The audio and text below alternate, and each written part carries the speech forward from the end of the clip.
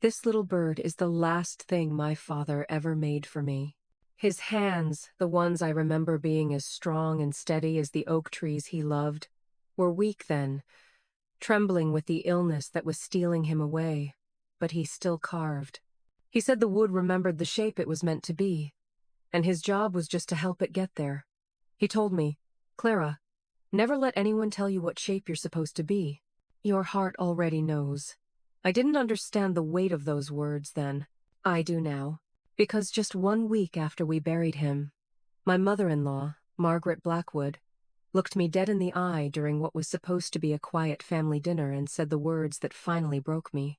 My husband David had just mentioned that my father's lawyer would be reading the will on Monday, and Margaret, with a sigh that could curdle milk, placed her fork down and gave me a look of profound theatrical pity.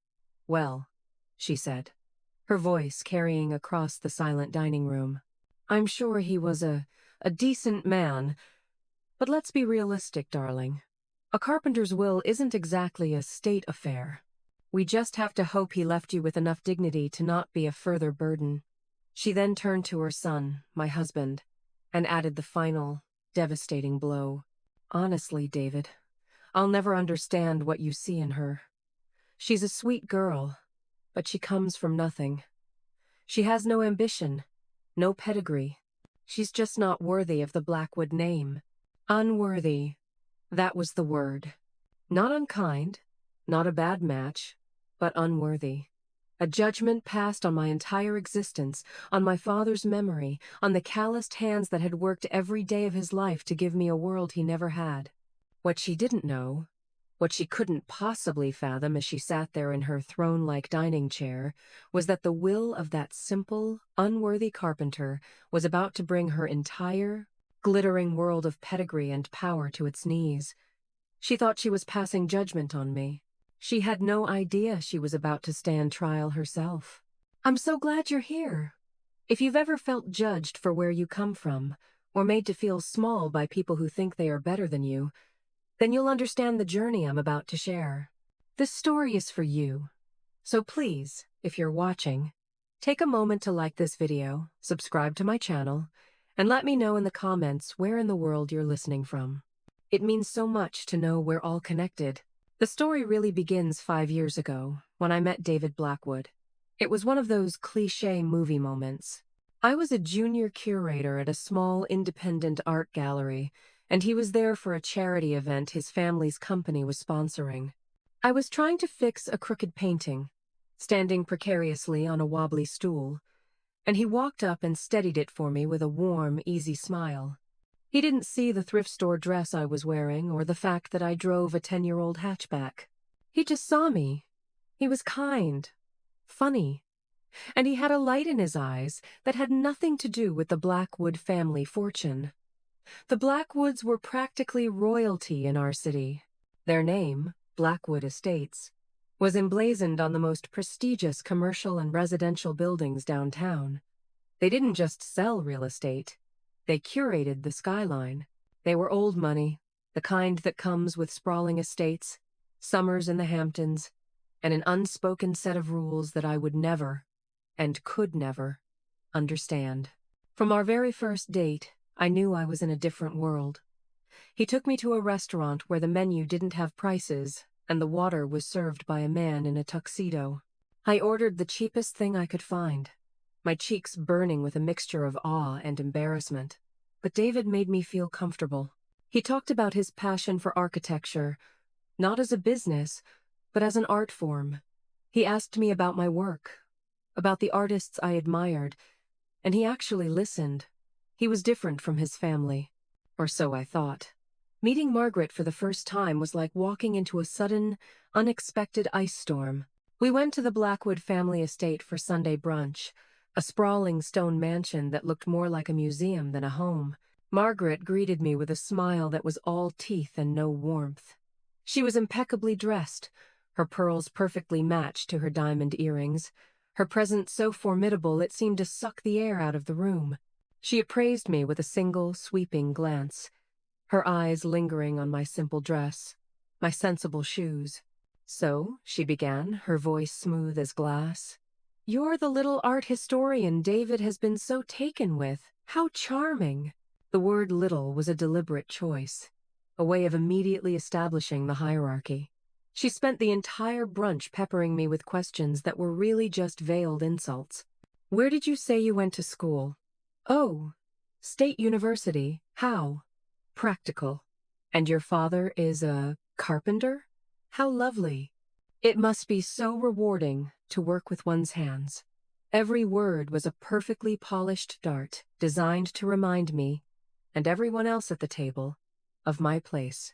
I was a novelty, a curiosity, David's working-class pet project. David, bless his heart, tried to run interference.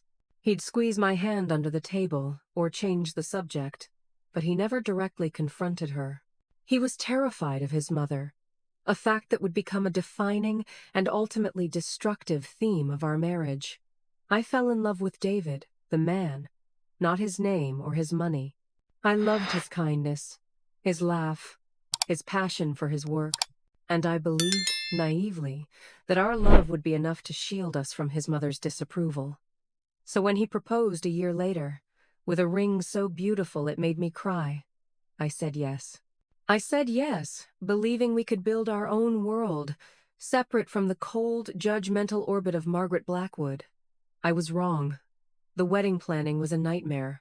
Every choice I made was met with a condescending suggestion from Margaret for something more appropriate or more in line with the family's standards. She wanted a grand affair at the country club for 500 guests. I wanted a small, intimate ceremony in the botanical gardens. We compromised, which meant we did it her way, but with a few of my flower choices thrown in as a concession. The day of the wedding, she cornered me in the bridal suite. She looked at my simple, elegant dress, the one I had saved for a year to buy, and sighed. "It's a shame, really," she said, adjusting a stray curl in my hair. "With the right couturier you could have looked truly stunning, but I suppose this island, sweet." That was my life for the next 4 years. A constant barrage of sweet comments and backhanded compliments. Our apartment was cozy. My job was a cute little hobby. My decision not to have children right away was a phase. Through it all, my father was my rock. He adored David, and he tried so hard to find common ground with Margaret, but she treated him with a polite, dismissive indifference that was almost worse than outright rudeness. When my dad got sick, everything changed. The cancer was aggressive, and it took him from us in less than 6 months. The grief was a physical thing, a crushing weight that made it hard to breathe. David was wonderful. He was there, holding me, letting me cry. But Margaret, her sympathy was as hollow as her smile. She sent a ridiculously ostentatious flower arrangement to the funeral, a clear display of wealth, not empathy. And at the reception, held in the small community hall my dad had helped build, she wrinkled her nose at the simple food and whispered to one of her friends, loud enough for me to hear, "It's all so terribly sad, isn't it?" Her cruelty was a constant, low-grade fever in my life, but I tolerated it for David. I smiled through the insults. I ignored the condescension, because I loved my husband. But that night at the dinner table, when she called me unworthy, when she disrespected the memory of my father who was barely cold in his grave, something inside me snapped. The years of quiet endurance, of swallowing my pride, of making myself small to fit into her world, it all came to an end. She had finally pushed me too far. As I lay in bed that night, David sleeping soundly beside me after a half-hearted apology for his mother's behavior, I stared into the darkness and thought of my father's last words. "Never let anyone tell you what shape you're supposed to be." Margaret had spent years trying to carve me into a shape that suited her, a smaller, quieter, more appropriate version of myself. She had no idea that my father had already carved me into something else entirely, something strong, something resilient, something that was about to show her the true meaning of the word worth. To truly understand the earthquake that was about to hit the Blackwood family, you need to understand the man at its epicenter. My father, Frank Miller. He was not a man who commanded attention. He was quiet, unassuming, with a gentle smile and eyes that always seemed to be seeing the grain in a piece of wood, even when he was just looking at you. To the world, and especially to people like Margaret Blackwood, he was just a carpenter. The label was meant to be a box, a neat, simple container that defined his entire existence. A man of simple means, simple tastes, and simple intellect. They saw his calloused hands, the permanent layer of sawdust under his fingernails, the faded flannel shirts he wore like a uniform.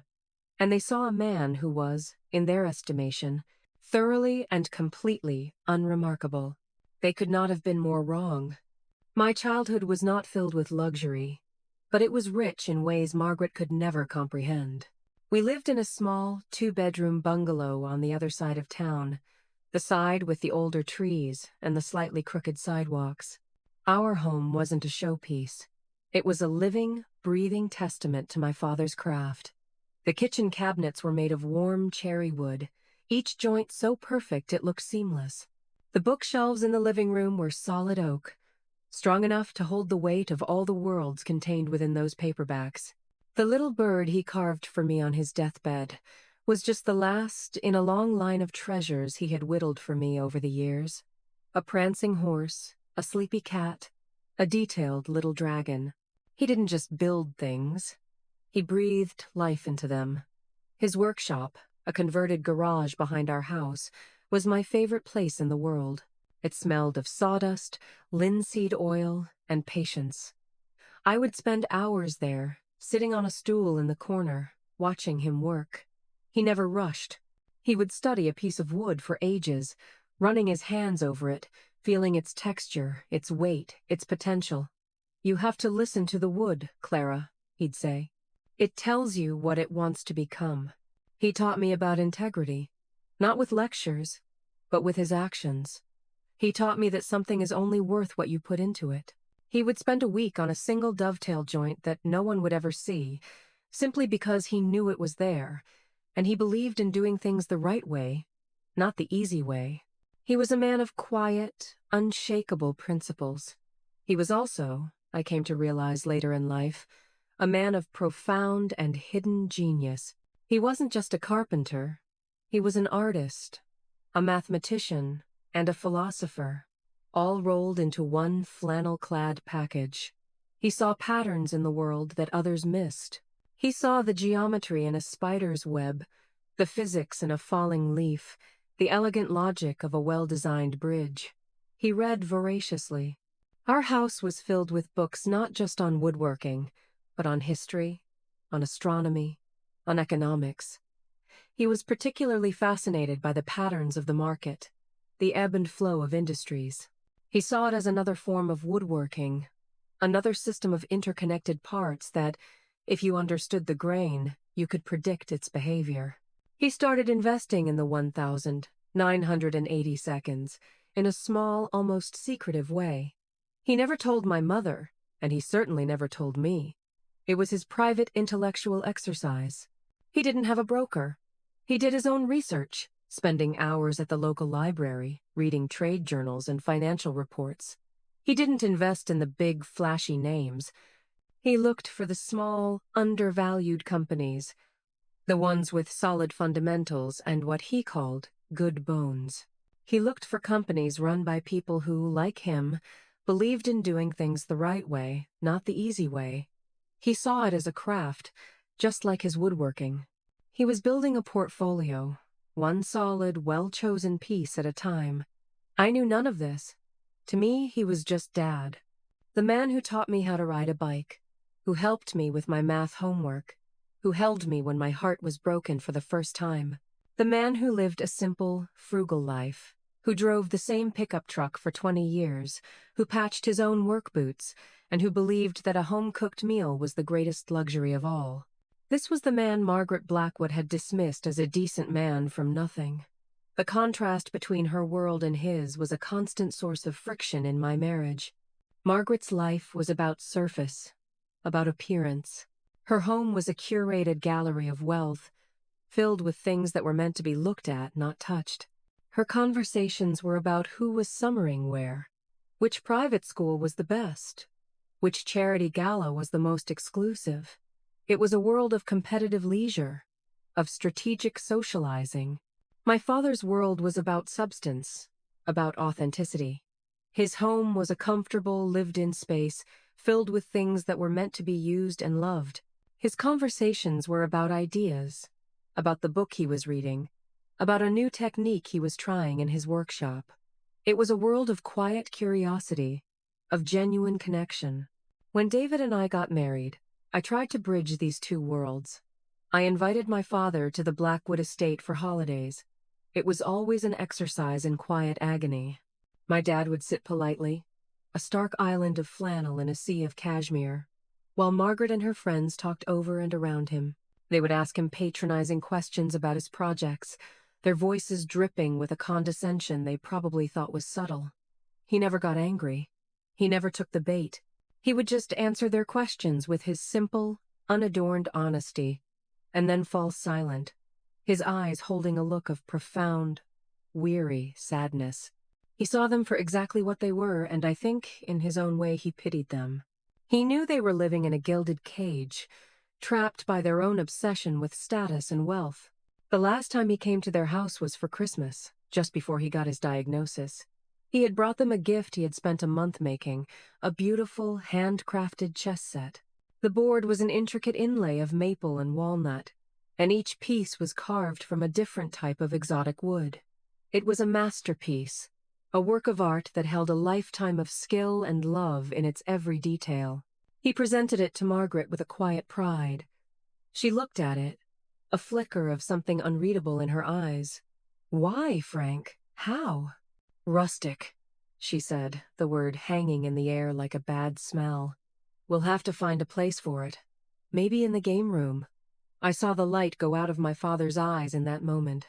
He had offered her a piece of his soul, and she had dismissed it as a charming piece of folk art. The chess set was never seen again. I'm sure it was relegated to a dusty closet, forgotten, just like the man who had made it. That was the essence of Margaret. She was incapable of seeing the value in anything that couldn't be quantified on a balance sheet.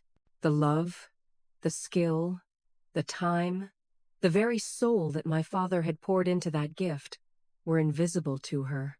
All she saw was a wooden chess set made by a simple carpenter, and in her world, that had no value at all. She had no idea that the simple carpenter had been quietly playing a very different kind of game, a game with stakes so high they would have made her head spin, and he had been winning for decades. The week between my father's funeral and Margaret's cruel outburst at the dinner table was a blur of grief. It was a heavy, suffocating fog that muted colors and muffled sounds. I moved through the world like a ghost, my body going through the motions of living while my heart felt like a hollow, aching void. The small bungalow I had grown up in, a place once filled with the warm scent of sawdust and my father's quiet presence, was now just a silent collection of rooms and memories. Every object was a landmine of pain. The worn armchair where he used to sit and read, the coffee mug with a chip on the rim that he refused to throw away, the half-finished birdhouse on his workbench in the garage. Each one was a testament to a life that was suddenly, brutally over. David was my anchor in that storm. He took time off work. He handled the funeral arrangements. He held me when the waves of grief became too much to bear. He was the kind, compassionate man I had fallen in love with. But even he couldn't fully penetrate the fog. My grief was a private, lonely country, and I was its only inhabitant. During that week, I had one small, strange interaction that I didn't think much of at the time, but which would later prove to be a crucial piece of the puzzle. I was sorting through some of my dad's paperwork at his old roll-top desk when the phone rang. It was a man named Arthur Davies, who introduced himself as my father's attorney. The name was vaguely familiar. I think my dad had mentioned him once or twice over the years. His voice was kind but formal. He offered his condolences and then said something that struck me as odd. "Clara," he said, "I know this is a difficult time, but I need to inform you that your father's will is quite specific about how it is to be executed. He has requested a formal reading. to be held in my office. He was also very clear about who should be present. Just you and your husband, David. Just us? I asked, confused. My dad had no other family. It seemed overly formal for what I assumed would be a very simple document. Is that really necessary? I thought you could just mail it to me. I'm afraid not, Mr. Davies said gently but firmly. Frank's instructions were explicit. He wanted it done this way. It's a matter of honoring his final wishes. We can schedule it for next Monday, if that works for you. That will give you some time. I agreed, though the request felt a little strange, a little theatrical for a man as down-to-earth as my father. I chalked it up to an old man's eccentricity, a final, quirky request. I mentioned it to David, who also thought it was a bit unusual but agreed we should honor his wishes. It was this conversation that David had relayed to his mother at that fateful dinner party, the one that prompted her lecture on the futility of a carpenter's will and her judgment that I was unworthy. In her mind, the formal reading was a laughable pretension. What could a man like my father possibly have to leave that required the presence of a lawyer and a formal ceremony? A few $1,000s in a savings account? His old pickup truck? The house? She saw it as a pathetic attempt by a poor man to mimic the traditions of the wealthy, a final, sad gasp for a significance he had never achieved in life. Her words that night did more than just hurt me. They hardened me. They burned away the last vestiges of the fog of grief and replaced it with a cold, clear anger. My father had been a man of immense dignity, a man who had more integrity in his little finger than the entire Blackwood clan had in their sprawling estate. He had never asked for anything from anyone. He had lived his life on his own terms, with quiet strength and unwavering principle. And Margaret had dismissed his entire existence, his final act on this earth, as a joke. I didn't sleep that night. I lay awake, her word unworthy echoing in my head. It was a brand she had been trying to sear into my skin since the day we met. Unworthy of her son. Unworthy of her family name, unworthy of her world. And in that moment, I made a silent vow to my father. I would not let her win. I would not let her disrespect his memory. I would walk into that lawyer's office on Monday, and I would hold my head high, not for myself, but for him. The weekend passed in a tense, quiet haze. David was walking on eggshells around me. He knew he had failed to defend me, to defend my father's memory, and the guilt was a visible weight on his shoulders. He kept apologizing, trying to explain his mother's behavior. She doesn't mean it, Clara. It's just the way she island. She's from a different generation, a different world. That's not an excuse, David, I told him, my voice flat and devoid of emotion. There's no generation where cruelty is acceptable. She wasn't just being old-fashioned. She was being malicious. He had no answer to that, because he knew it was true. The tension between us was a third person in the room, a silent, unwelcome guest. I think, for the first time, he was beginning to see the true cost of his lifelong habit of appeasing his mother. The cost was his own integrity, and the happiness of his wife. On Monday morning, we drove to the lawyer's office in silence. It was located in a modest, older building downtown, a far cry from the sleek glass and steel towers that housed the Blackwood Empire. The office itself was quiet and smelled of old books and lemon polish. It was a place of substance, not style, much like my father himself. Mr. Davies greeted us at the door. He was an older man, with kind eyes and a gentle demeanor that reminded me a little of my dad. He led us into a conference room dominated by a large, dark wood table. "Thank you for coming," he said, gesturing for us to sit. "I know this is difficult, but I promise to make it as painless as possible." David looked uncomfortable, out of his element. This world of quiet dignity was as foreign to him as a different country. He was used to the aggressive, fast-paced world of corporate law, of cutthroat negotiations and power plays. This felt slow, respectful, real, Mr. Davies sat down opposite us and placed a thick, leather-bound folder on the table. He opened it and put on a pair of reading glasses. "Before I begin," he said, looking at me with a warmth that felt genuine, "I want to tell you something. Your father was one of the most remarkable men I have ever had the privilege of knowing. He was my client for over 30 years, but I was also proud to call him my friend. He was a man of incredible wisdom and foresight." David shifted in his chair, a look of confusion on his face. Wisdom? Foresight? He was clearly thinking of the simple carpenter he knew. I, too, felt a pang of confusion. I had never heard my father described in those terms before. Mister? Davy seemed to sense our bewilderment. He gave a small, sad smile. "Frank was a very private man," he said. "He kept a part of himself hidden from the world. Not because he was ashamed, but because he didn't feel the need for the world's validation. He knew his own worth, and he wanted to make sure, after he was gone, that you knew yours too, Clara." He opened the will. The document was thick, far thicker than I had expected. My heart began to beat a little faster. This was it, the final chapter of my father's story. The final message from a man I thought I knew, but was beginning to realize I had never truly understood at all. Margaret had called it a carpenter's will. She had no idea how right and how profoundly wrong she was about to be. While I was adrift in the sea of my own grief, a storm of a very different kind was brewing in the world of the Blackwoods. I was, of course, completely oblivious to it. My focus was on navigating the painful logistics of loss and steeling myself for the reading of my father's will. But the universe, it seems, has a penchant for dramatic irony. The very foundations of the Blackwood Empire, the bedrock of their arrogance and sense of superiority, were cracking, and they were cracking badly.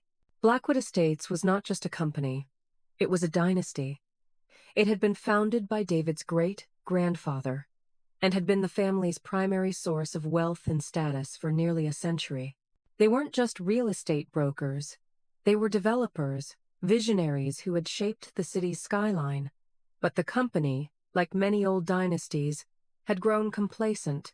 David's father, a man I had only met a handful of times before he passed away, had been a conservative, risk-averse leader. He had kept the company stable but had failed to innovate, to adapt to the changing market. When David and his mother took over, they had a different vision. They were more aggressive, more ambitious. They wanted to expand, to take on bigger, flashier projects.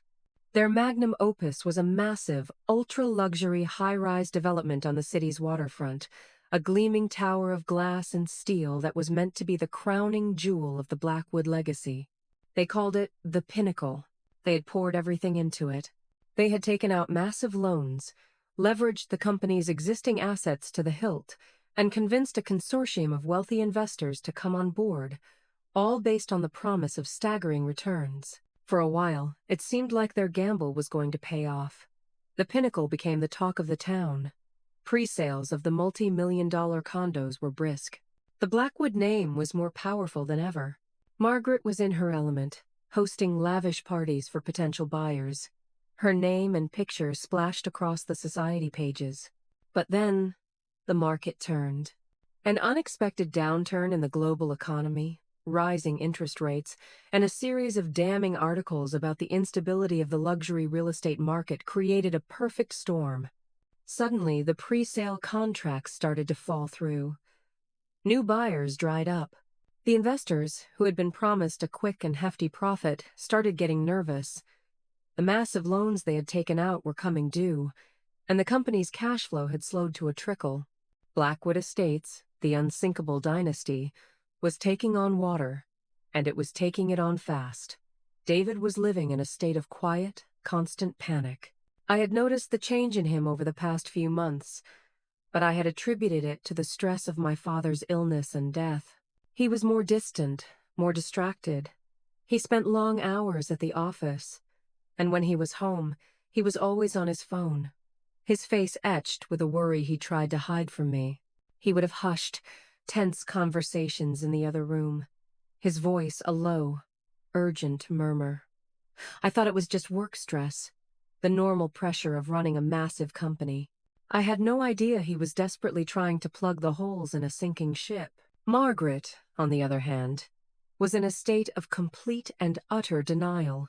In her mind, the Blackwoods did not fail. It was simply not a possibility.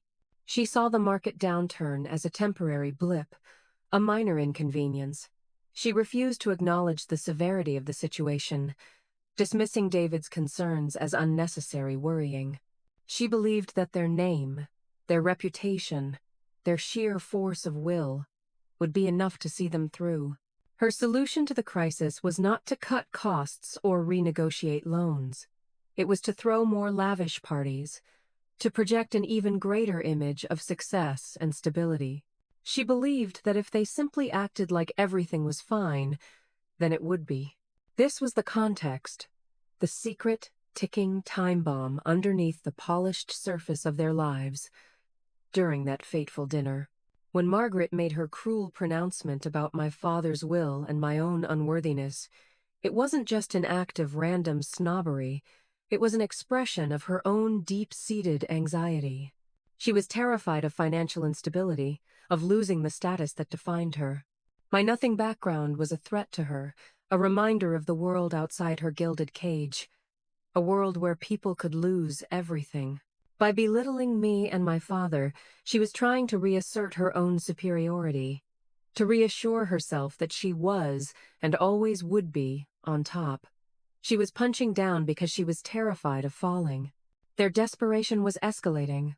David had been trying for weeks to secure a new line of credit to cover their immediate debts, but the banks, smelling blood in the water, were turning them down. Their last hope was a potential emergency loan from a private equity firm, but the terms were predatory. It would save them from immediate bankruptcy, but it would cost them a huge chunk of their company. They were trapped. They were on the verge of losing everything: the company, the estate, the legacy, the very name that Margaret held so dear. And it was in this state of quiet, frantic desperation that they walked into that lawyer's office with me. They weren't there to support me in my time of grief. They were there out of a morbid, dismissive curiosity. They were there to witness the final, pathetic act of the simple carpenter, an amusing little distraction before they had to return to the very real, very serious problems of their own world. The irony was so thick you could cut it with a knife. They walked into that room believing they were the ones with all the power, all the wealth, all the worth. They saw me as a charity case, a financial lightweight, a complete non-entity in the grand scheme of their lives. They believed that their problems, their millions of dollars of debt, were the only ones that mattered.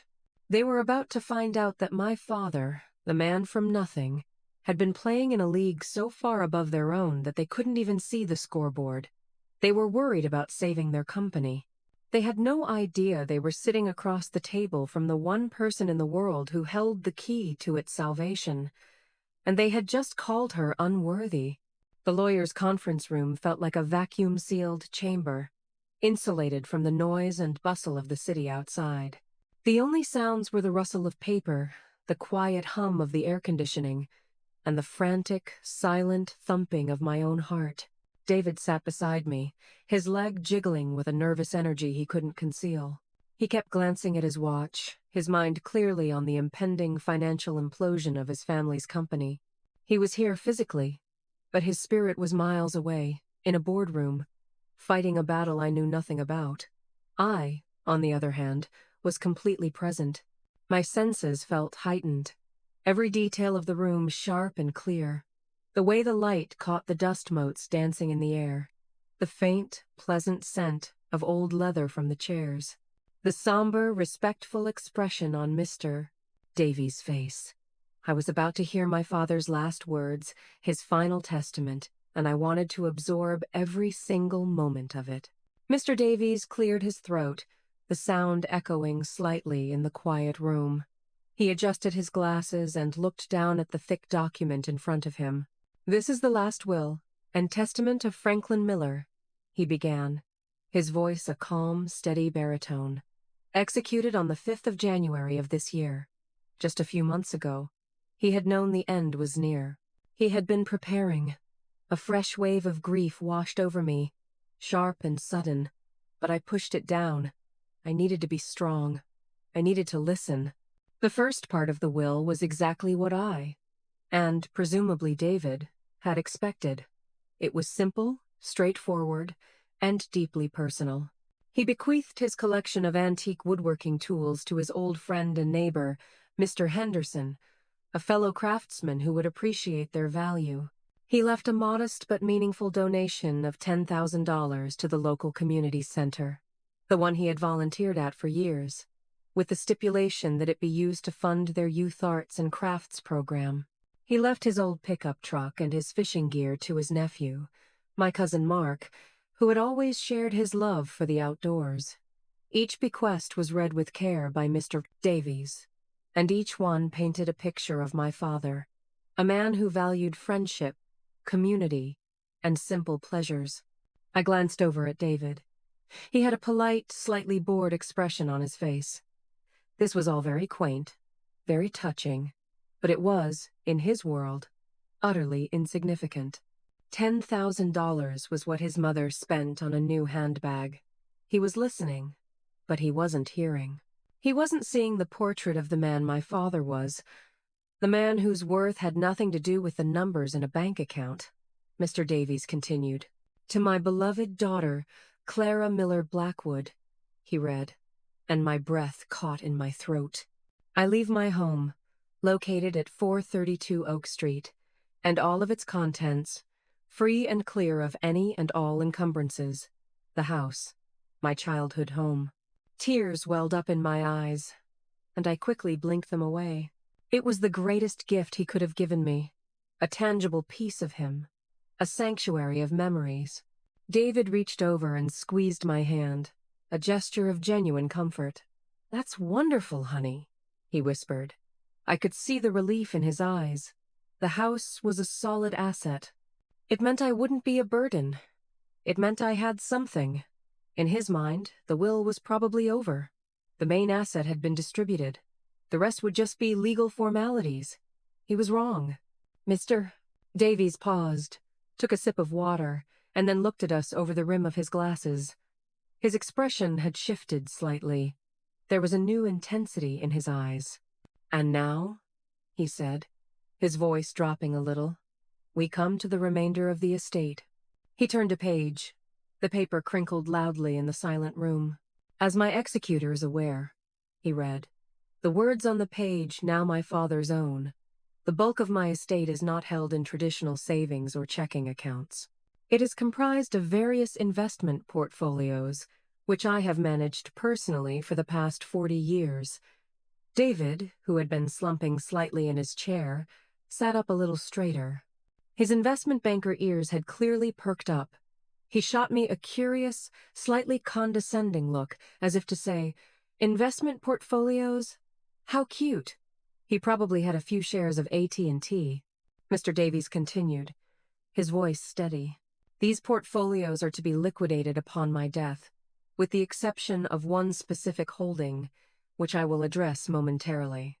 The liquidated cash value of these diverse portfolios, as of the close of business last Friday, amounts to $2,463,812.41. The number dropped into the room like a stone. I gasped, my hand flying to my mouth. $2.5 million? It was impossible. My father? My simple, frugal father? Where could he possibly have gotten that kind of money?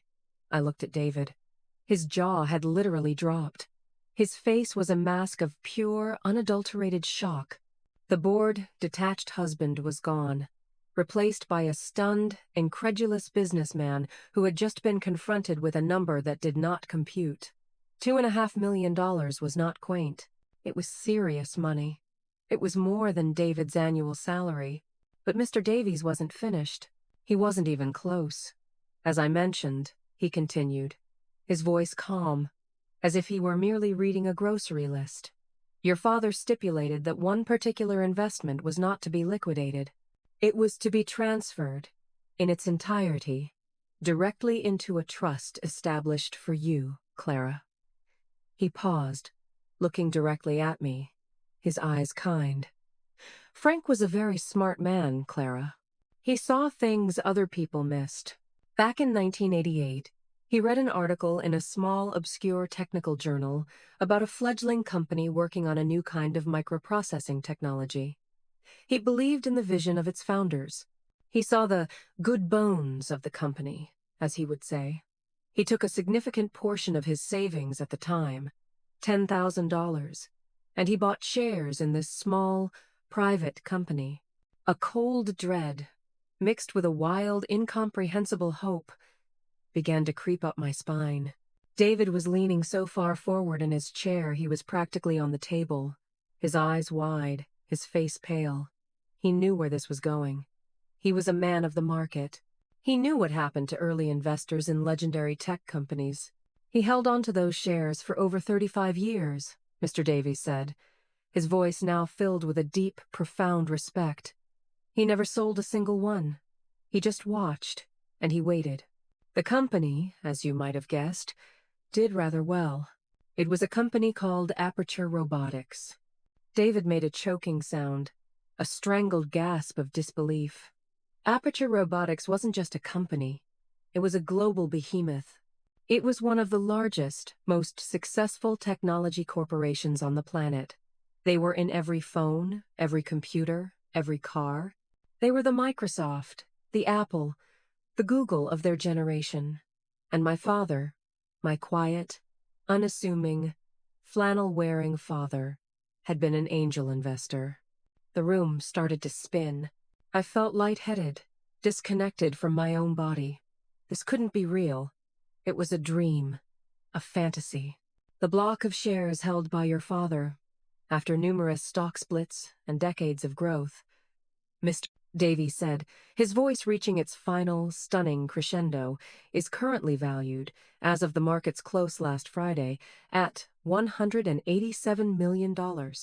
He let the number hang in the air, a supernova of sound and meaning that obliterated everything that had come before it. He then turned the page and added one final, devastating detail. And all of it. He read from the will, his voice clear and final, every last share, every last cent. Along with the liquidated cash from my other portfolios, I leave to my daughter, Clara, and to her alone. The silence that followed Mr. Davies' words was not a silence of peace. It was the deafening, roaring silence of a vacuum, the kind that follows a massive explosion, when all the air has been sucked out of the room and your ears are ringing. $187 million, plus the other 2.5. A fortune so vast, so astronomical, it felt like a fictional number from a movie. My mind simply refused to process it. I felt a strange sense of detachment, as if I were floating above the room, watching a scene unfold that had nothing to do with me. I saw a young woman who looked like me, her face pale, her eyes wide with shock. I saw her husband, a man whose carefully constructed world had just been shattered into a million pieces, and I saw the kind, old lawyer, watching them both with a sad, knowing look in his eyes. David was the first to break the spell. He made a sound, a low, guttural noise that was halfway between a groan and a sob. He slumped back in his chair, his hand covering his eyes, as if the light in the room was suddenly too bright. "Oh my God," he whispered, his voice trembling. "Oh my God, Clara." He wasn't looking at me. He was looking inward, at the smoldering wreckage of his own reality. The reality where his family was the wealthy, powerful one, and mine was the poor, insignificant one. The reality where he was the provider, the one in control. The reality where his wife was a sweet but financially dependent partner he had magnanimously elevated into his world. All of it, gone, vaporized in the space of a single sentence. I couldn't speak. My throat was tight. My tongue felt thick and useless. The numbers were just echoing in my head, a nonsensical mantra. 187 million. 187 million. It was the kind of money that didn't just change your life. It changed your past, your present, and your future. It changed who you were, how people saw you, what you were capable of. It was a force of nature, and it had just been handed to me, the girl from the other side of town, the girl deemed unworthy.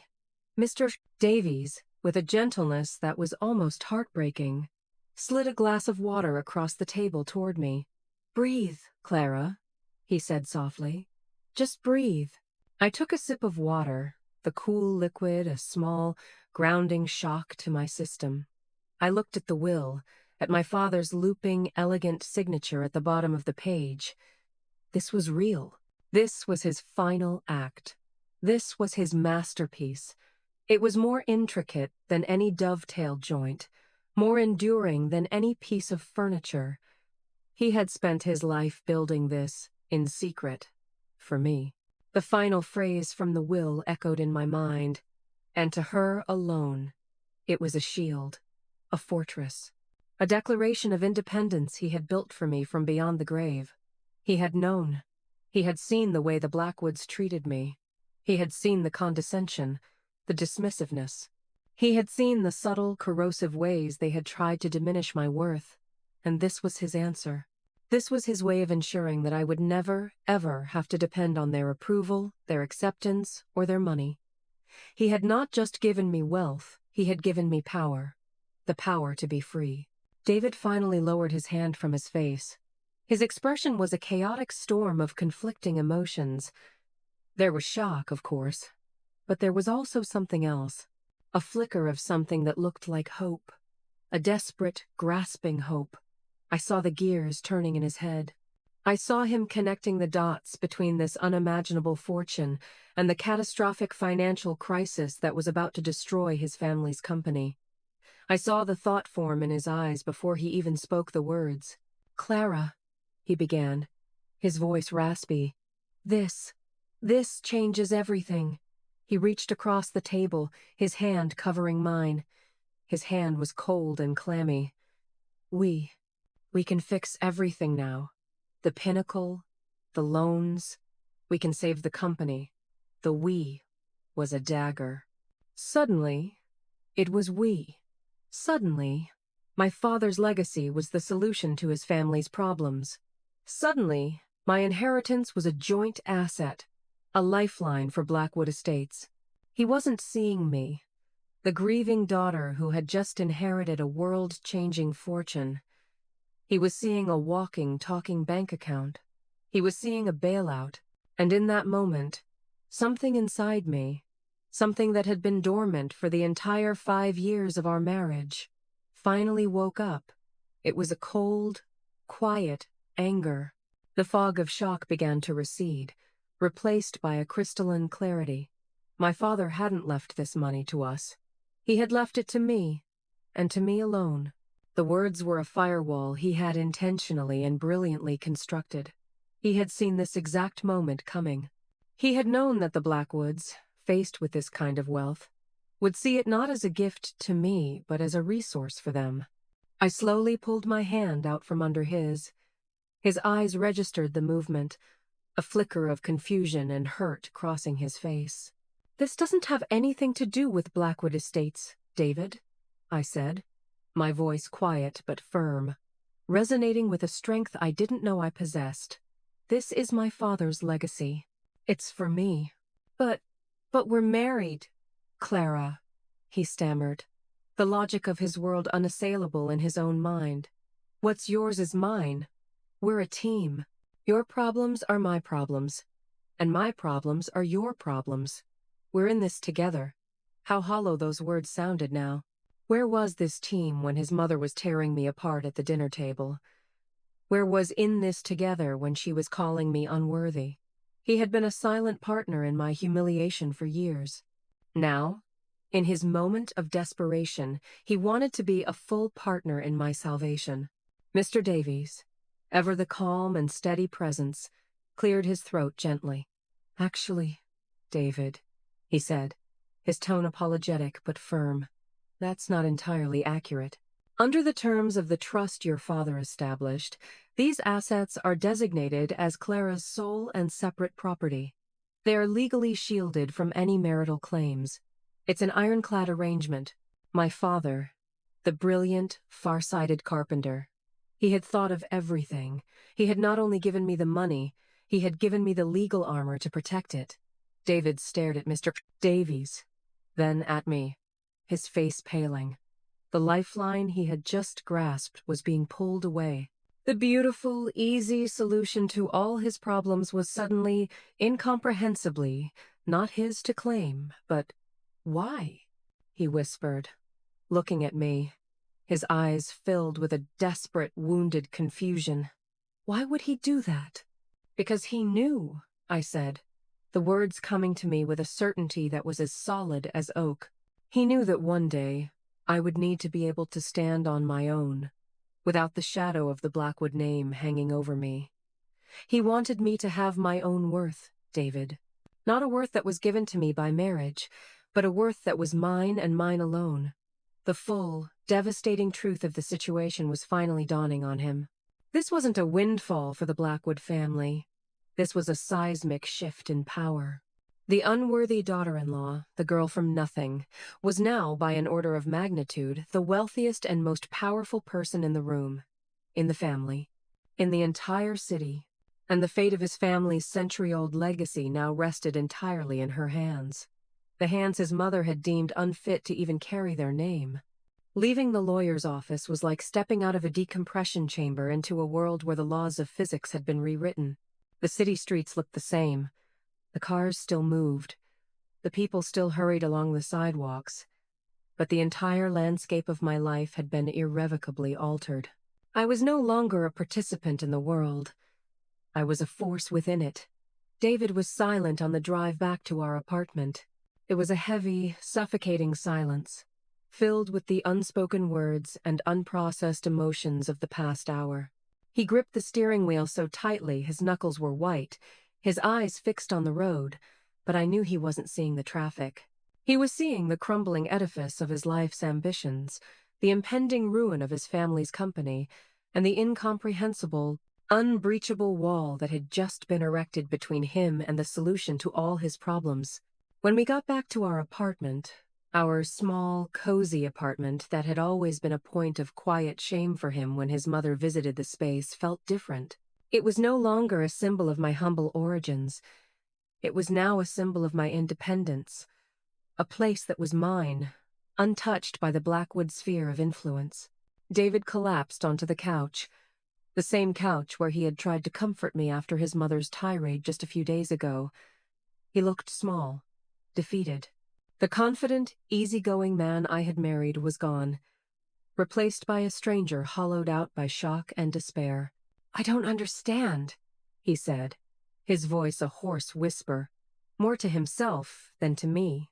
$187 million. How does someone just have that? Your father. He fixed our leaky faucet last year. He wore old work boots. He was trying to reconcile the two images of my father, the humble handyman and the secret financial genius, and his mind couldn't do it. The world was not supposed to work this way. People were supposed to stay in their designated boxes. Carpenters were not supposed to be richer than kings. He wasn't just a carpenter, David, I said softly, standing by the window, looking out at the city skyline that his family had built.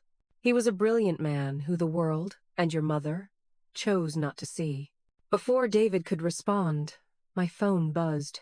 It was a text from Mr. Davies. "Clara, there is one more thing your father wanted me to share with you, but he asked that I wait until after the initial reading. It's a personal letter from him to you. He wanted you to have some time to process everything first. I have just emailed it to you. My deepest respects, Arthur." A letter. A final word from my dad. My hands trembled as I opened my laptop and pulled up my email.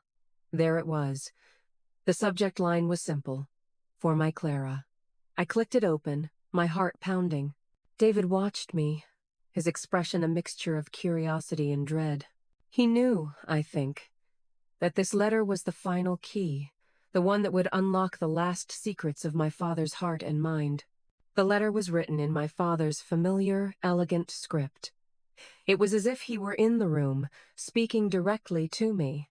"My dearest Clara, if you are reading this, It means I am gone, and you have just learned the secret I kept for so long. I hope, in time, you will understand why I never told you. It was not because I didn't trust you, but because I wanted to protect you. I wanted you to grow up without the weight of this money, to find your own passions, to build your own life, to become the wonderful woman you are, based on your own merit, not on a bank balance.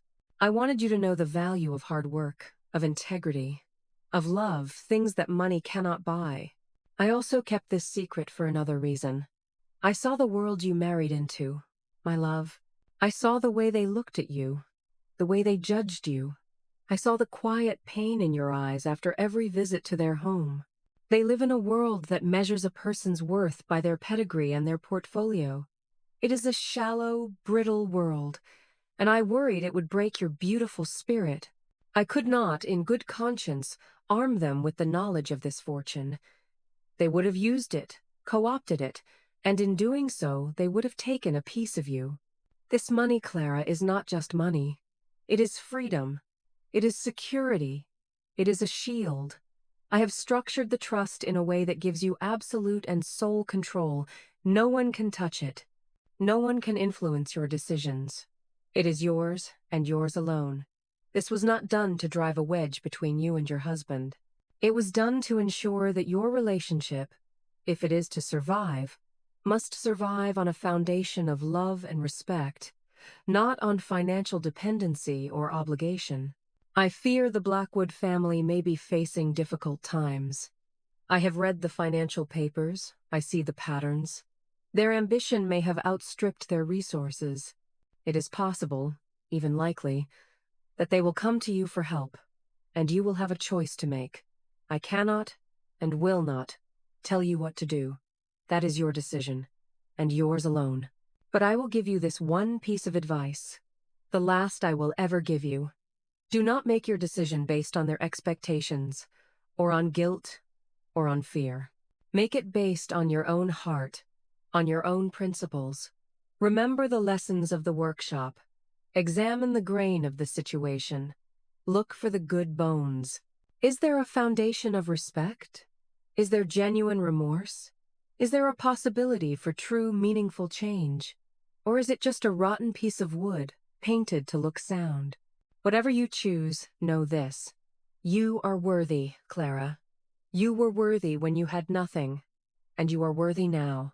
Your value was never in question for me, and it should never be for you. You are my greatest creation, my masterpiece, and I love you, always. Your dad.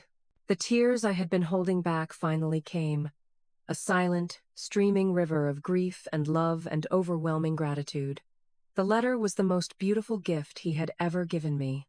It was his final validation, his final act of protection.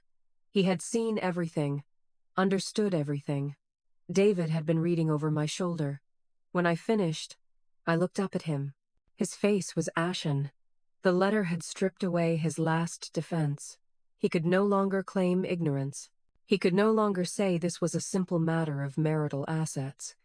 My father had laid bare the entire, painful dynamic of our lives, and in doing so, had handed me the moral high ground on a silver platter. He knew, David whispered, his voice cracking. He knew everything. He knew how my mother treated you. Yes, I said, wiping my eyes, my voice steady and clear. He knew. The full, devastating weight of his mother's cruelty, and his own complicity in it, seemed to finally land on him. He wasn't just facing financial ruin anymore. He was facing a moral reckoning. He was the son-in-law of the man who had just posthumously saved his life, a man his family had treated with nothing but disdain. He was the husband of the woman he had failed to protect, a woman who now held the fate of his entire world in her hands. The silence in the room returned, but it was a different silence now. It was the silence of judgment, the silence of a choice that needed to be made. My father had asked me to look for the good bones. As I looked at my husband, slumped on the couch, his face a portrait of shame and despair, I had to ask myself a difficult question. Was there anything left in this marriage, in this family, that was worth saving? The 24 hours after I read my father's letter were the quietest and most tumultuous of my life. David and I barely spoke. We moved around our apartment like two ghosts, the air between us thick with unspoken thoughts and the crushing weight of my father's legacy. David seemed to age a decade overnight. The easy charm and confidence that had once been his defining characteristics were gone, replaced by a haunted, hollowed-out look. He spent most of the day in his home office, the door closed, his voice a low, desperate murmur on the phone. I could hear snippets of his conversations, words like insolvent, foreclosure, liquidation. He was in a free fall, and the safety net he had thought had miraculously appeared beneath him was now something he couldn't even ask for. He was trapped in a hell of his own family's making. He couldn't go to his mother for a solution, because she was the architect of the problem. And he couldn't come to me, because he knew, after my father's letter, that asking for a bailout would be the final, unforgivable act of disrespect. He would be proving my father right, proving that his love was conditional, that he saw me as a resource, not a partner. So he was trying to solve it on his own, trying to find a way out of an escape-proof room, and the effort was visibly breaking him. I watched him, not with pity, but with a kind of clinical detachment. My father's letter had been a revelation. It had given me permission to stop seeing myself as a wife in a troubled marriage, and to start seeing myself as an individual with a choice to make. I was observing David, observing our relationship, trying to do as my father had advised. I was examining the grain of the wood. That evening, he finally emerged from his office. His face was gray with exhaustion. He didn't sit on the couch. He knelt on the floor in front of me, a gesture of supplication so profound and so out of character that it took my breath away. He took my hands in his, and they were trembling. "Clara," he began, his voice raw, "I know I have no right to ask you for anything. I know I have failed you, as a husband, as a partner, as a man. I let my mother walk all over you. I stood by and I did nothing. I was a coward. And I am so, so sorry." The apology felt real. It was stripped of all the usual Blackwood arrogance. It was the raw, painful confession of a man who had finally been forced to look at himself in the mirror and had been horrified by what he saw. "It's over," he continued, his voice breaking. "Blackwood Estates is finished. The banks are calling in our loans. We're going to lose everything. The company, the house, everything. My mother, she still doesn't believe it. She's in denial. She thinks some miracle will happen." He looked up at me, his eyes swimming with unshed tears. "I'm not telling you this to ask you for money," he said, his voice dropping to a desperate whisper. "I swear to you, I'm not. I need you to know the truth. I need you to know that I am not the man I thought I was. And I don't blame you for whatever you decide to do. If you want to leave me, I understand. God, I would deserve it." He was offering me an out. He was giving me my freedom, without condition. It was, in its own way, the most selfless thing he had ever done. It was the first time I saw the good bones my father had talked about. Underneath the layers of privilege and weakness, underneath the fear of his mother, there was still a piece of the kind, decent man I had fallen in love with. He was broken, yes, but maybe not irreparably so. I didn't give him an answer then. I just told him to get some sleep. The next morning, I woke up with a clarity I hadn't felt in years. I knew what I had to do. I wasn't just going to make a decision. I was going to orchestrate a confrontation. I was going to force a reckoning. I called David into the living room. "I need you to do something for me," I said, my voice calm and steady. "I need you to call your mother. I need you to tell her to come here, to our apartment. Alone. Tell her it's urgent, and tell her it's about the future of the company." David looked at me, a flicker of fear in his eyes. The thought of summoning his mother, of orchestrating a confrontation between the two most important women in his life, was clearly terrifying to him. But he also saw the resolve in my face. He saw that this was non-negotiable. He nodded slowly. "Okay," he said. "I'll call her."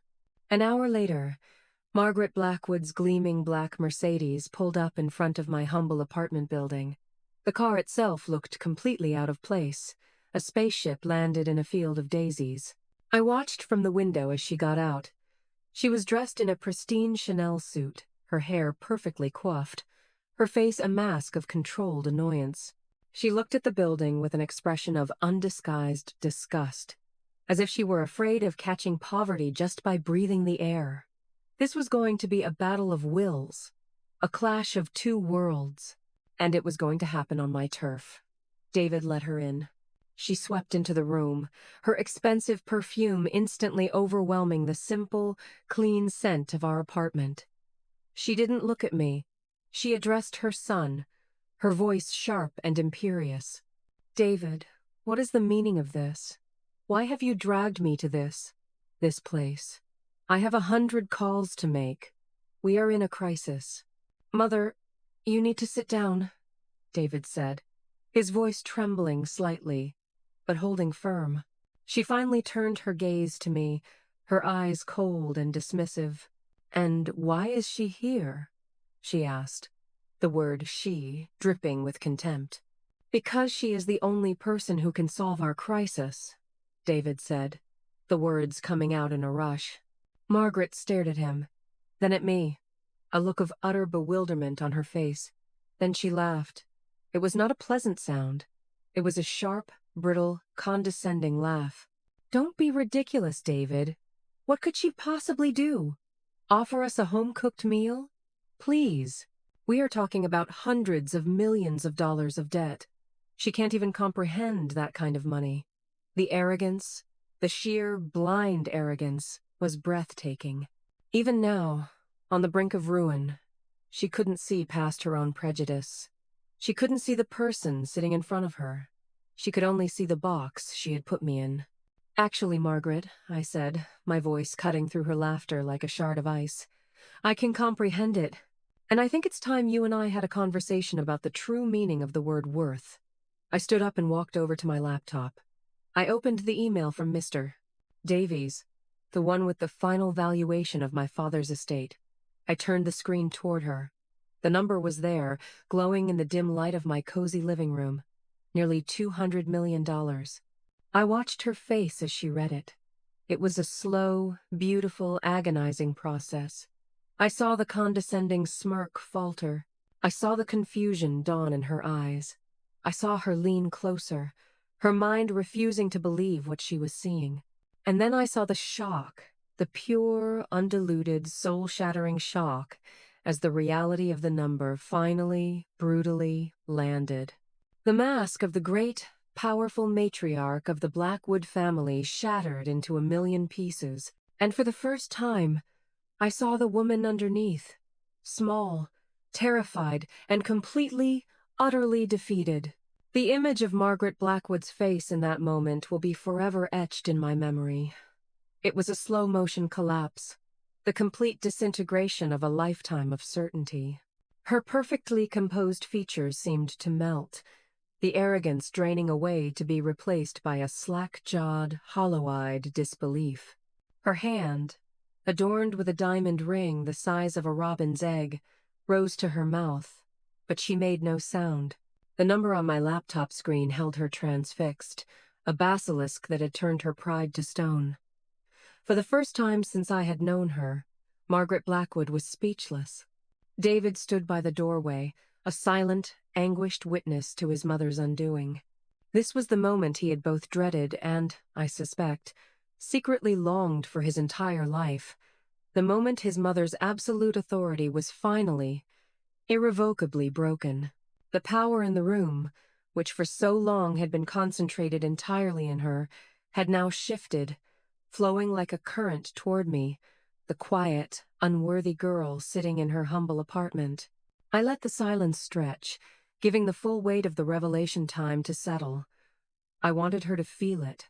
I wanted her to sit in the uncomfortable truth of how wrong she had been, not just about my father's finances, but about everything. About worth, about character, about the very nature of the person she had so casually dismissed. Finally, she found her voice, but it was a voice I had never heard before. It was thin, brittle, and stripped of all its commanding resonance. This island. A joke, she whispered, her eyes still glued to the screen. This is some kind of elaborate, cruel prank. She looked from the laptop to me, her eyes wild, with a desperate, pleading hope that I would confirm her suspicion. It's not a joke, Margaret, I said, my voice even and calm. I closed the laptop, the soft click echoing in the silent room. It's my father's will. It's my inheritance. But how?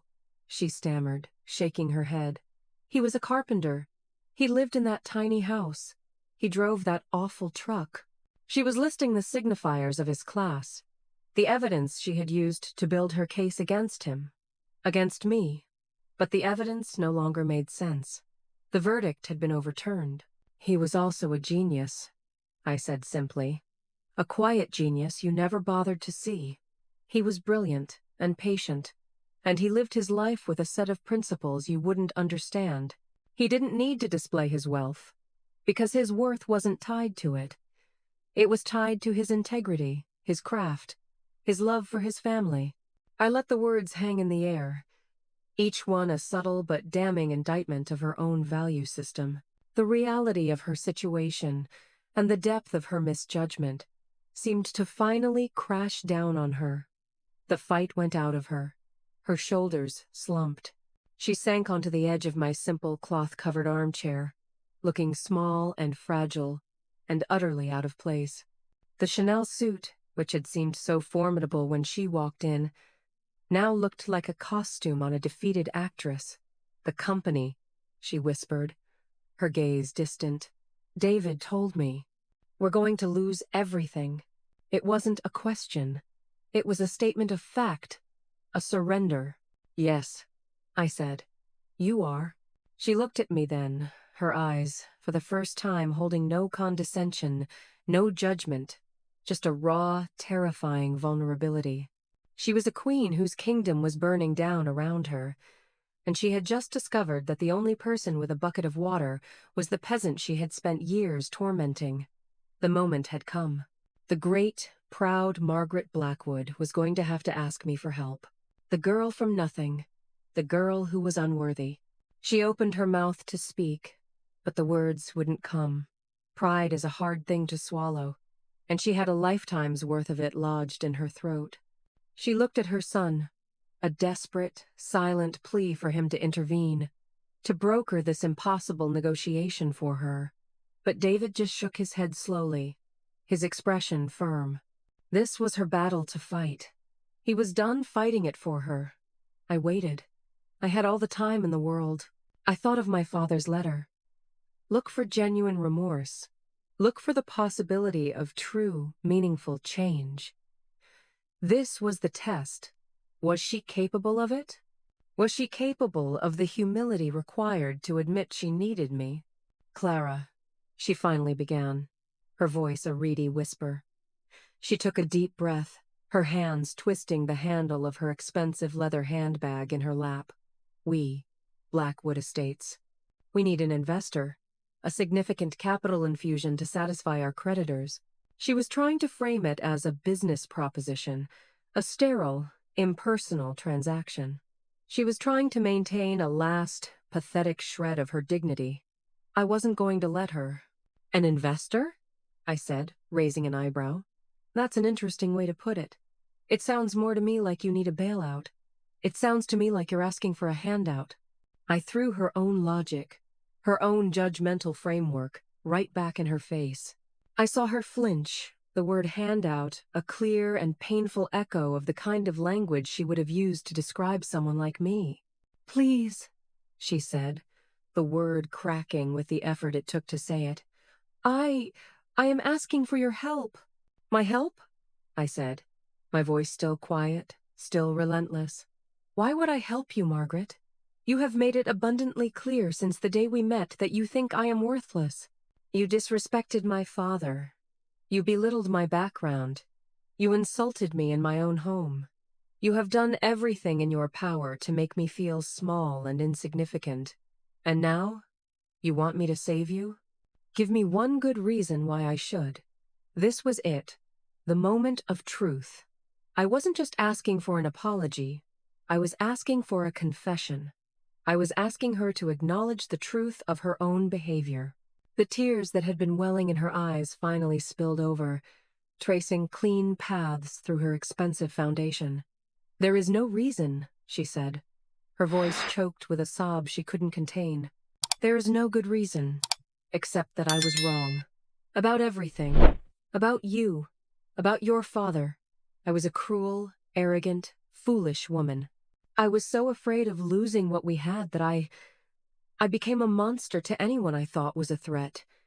And I am so sorry." The apology, when it came, was not grand or eloquent.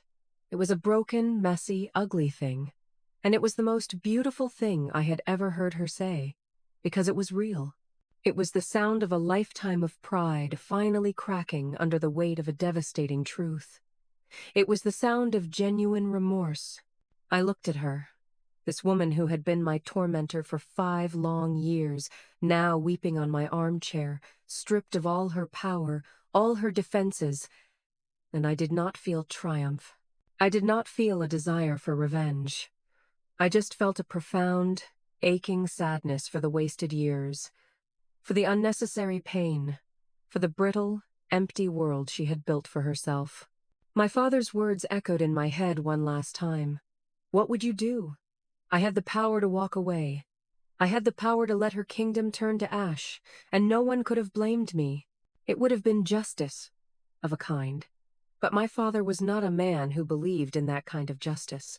He was a man who believed in building things, not destroying them. He believed in finding the good bones and making something strong and beautiful from them. I looked at David, who was watching me with a look of desperate hope. I looked at his mother, a broken woman who had just taken the first painful step toward redemption, and I saw it, a flicker of it, the possibility of something new, the chance to rebuild, and I knew what I had to do. My decision was not an act of forgiveness, not yet. Forgiveness is a long, winding road, and Margaret and I were just taking our first tentative steps onto the path. My decision was an act of construction. It was a choice to build something new from the wreckage of the old. It was a choice to honor my father's legacy, not by hoarding the freedom he had given me, but by using it to reshape the world around me, starting with my own family. I looked at Margaret, her face streaked with tears, her carefully constructed composure completely gone. "I will help you," I said, and the words seemed to hang in the air, imbued with a power and a weight they had never had before. A visible wave of relief washed over both her and David. It was so potent. It was like watching 2 drowning people finally find a life raft. But I held up a hand before their relief could turn into celebration. "But not in the way you think," I continued, my voice calm and deliberate. "This will not be a gift. It will not be a loan. I am not writing you a check so that the Blackwood family can go back to business as usual. Business as usual is over. The old way of doing things, the world that you built, Margaret, it's what led you to this room, to this moment. It was unsustainable. It was hollow. If I am to save Blackwood Estates, it will be saved on my terms." They both stared at me, their relief instantly replaced by a tense, uncertain anticipation. This wasn't the simple transaction they had hoped for. This was a revolution. "I will provide the capital infusion necessary to satisfy your creditors and stabilize the company," I laid out, the plan that had been forming in my mind now clear and sharp. "In exchange for that capital, I will be taking a 60% equity stake in Blackwood Estates. I will become the majority shareholder." The gasp from Margaret was audible. 60%. It was an audacious, almost brutal demand. It meant she and David would no longer be in control. They would be minority partners in the company their family had owned for a century. "You would be? The owner?" David stammered, the concept clearly difficult for him to grasp. "I would be the principal investor and the controlling partner, yes," I confirmed. "I will take a seat on the board of directors. In fact, I will be the chairwoman of the board. All major financial decisions, All strategic planning, all future projects will require my approval. I looked directly at Margaret, whose face had gone pale.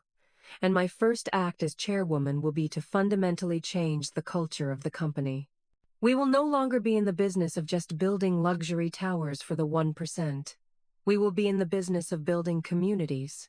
We will dedicate a significant portion of our resources to developing affordable, sustainable housing projects. We will partner with local charities. We will invest in the parts of this city that families like yours have ignored for decades. It was a radical vision, a complete inversion of everything Blackwood Estates had ever stood for. It was my father's philosophy, his belief in community and substance, applied to her world of style and status. Furthermore, I added, delivering the final, most personal term, you, Margaret, will step down as CEO. David will remain as president, reporting directly to the board and to me. You will be given the title of founder and a lifetime seat on the board, in an advisory capacity. Your voice will be heard, but it will no longer be the only voice, and it will no longer be the deciding one. I was effectively forcing her into retirement. I was taking away her power, her control, the very thing that had defined her entire adult life. I expected her to fight, to argue, to rail against the injustice of it all. But she didn't. She just looked at me, her eyes filled with a strange, weary resignation. She had been defeated, and she knew it. The fight was over. She had spent her life building a kingdom of glass, and she had just been saved by a woman made of stone. Okay, she whispered. The single word, a quiet, stunning surrender. In the weeks and months that followed, a new world order was established. The financial transactions were complex, but with Mr. Davies and a team of the best lawyers money could buy, the restructuring of Blackwood Estates went smoothly. I stepped into my role as chairwoman with a quiet determination. There were challenges, of course. The old guard at the company was resistant to change. The market was skeptical of our new direction. But I had a secret weapon, my father's wisdom. I approached business the way he had approached woodworking. I looked for the good bones. I invested in people and projects with integrity. I built things that were meant to last. And slowly, miraculously, it began to work. Our first affordable housing project broke ground, and it was a massive success, earning us praise from the city and a new kind of respect in the community. My relationship with David began to heal, slowly. He was a changed man, stripped of the pressure to live up to his mother's impossible expectations. He rediscovered his own passion for architecture, for building beautiful, functional spaces for real people. We were partners now, in a way we had never been before. We were equals, building a new legacy together. Margaret, in her new advisory role, was a shadow of her former self. She was quieter, more thoughtful. She attended the board meetings and listened more than she spoke. Sometimes, I would catch her looking at me with a complex expression of awe and regret, and maybe, just maybe, a little bit of pride. She was learning a new language, the language of humility, and it was a difficult but necessary lesson. I never moved into the Blackwood estate. I kept my small apartment, a reminder of where I came from. But I used my father's money to buy his old house, and I preserved his workshop exactly as he had left it. Sometimes, when the pressures of my new life feel overwhelming, I go there. I sit on the old stool in the corner and I breathe in the scent of sawdust and patience. I pick up a piece of wood and I feel the grain, and I remember his words. Never let anyone tell you what shape you're supposed to be. Your heart already knows. My name is Clara Blackwood, and my mother-in-law once called me unworthy. She was wrong. My worth was never determined by my name, or my background, or my bank account. It was forged in a small workshop, by a quiet man who taught me that the strongest structures are built on a foundation of integrity, and that the most valuable things in this world are the ones you can't put a price on. I finally understand the shape I was always meant to be, and it is strong, it is resilient, and it is, finally, free.